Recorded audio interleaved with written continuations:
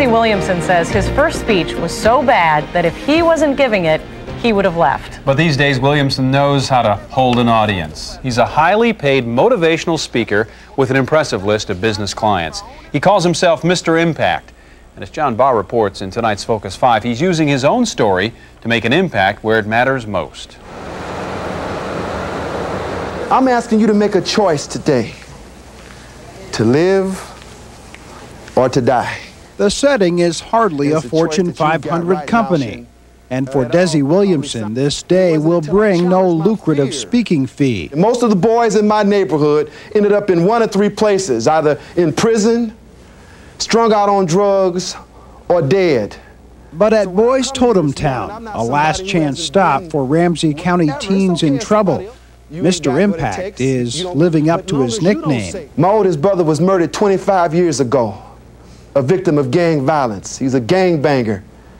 My baby brother's been in prison now. He's in prison as we speak, 17 years. Because of their ages and criminal histories, we couldn't show the faces of his audience. But Desi Williamson knows them all too well. I see myself sitting there, 30 years ago. I was that kid. 30 years. And to see him now in his office overlooking the Minneapolis skyline, you might buy it if he told you he's a self-made man. We don't get anywhere in life without help. I think one of the biggest fallacies in life is the concept of I'm a self-made man, or I'm a self-made He knows woman. better. We don't get anywhere without other people. Born to teenage parents in a part of St. Louis where being poor and black made for few good options, Desi beat the odds with plenty of help. His father was married 3 times. His mother, 9. At age 11, Desi made an adult decision that changed his life. My mother at that point was living with a very, very abusive man that used to beat her and beat us, and I was to the point where I couldn't take anymore. Things got so bad, he thought about suicide. His grandmother offered a lifeline. I actually packed my clothes in paper bags when I was 11. I called a cab and I ran away from home to live with her. And it was her value system and her discipline that kept me on course and that literally, as I said, saved my life. He would go on to military school, where he stood out in football, enough to earn a scholarship at the University of Minnesota.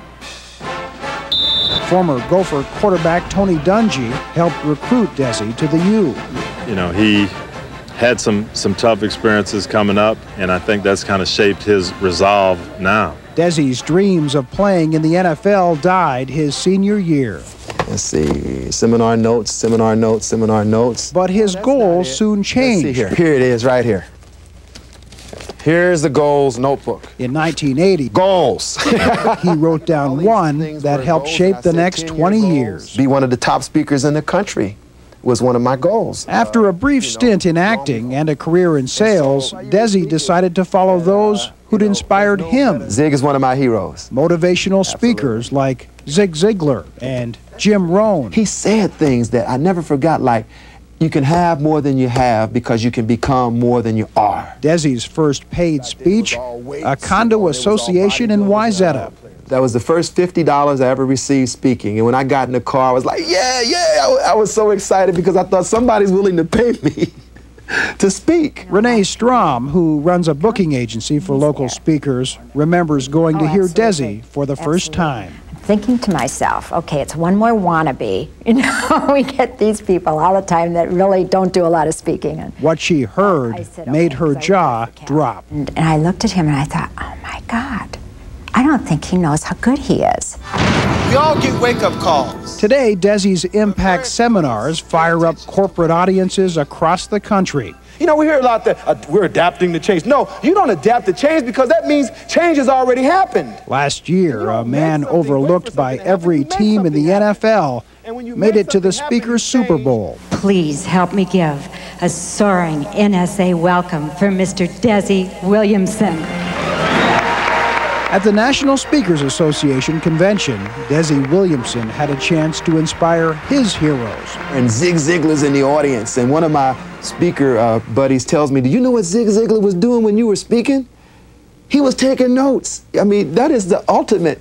I got chills when that happened. These days, Desi Williamson speaks from the heart about the road he took to success. How we live our lives off the platform is just as important as anything we say on it. And whether it's a packed convention hall, and it wasn't until I challenged my fear, or an unpaid speech to a group of troubled teens, he will tell you that road is always under construction. We're all works in progress. So the only value of the things that have happened to you in the past is what you do with it. In St. Paul, John Barr, Eyewitness News.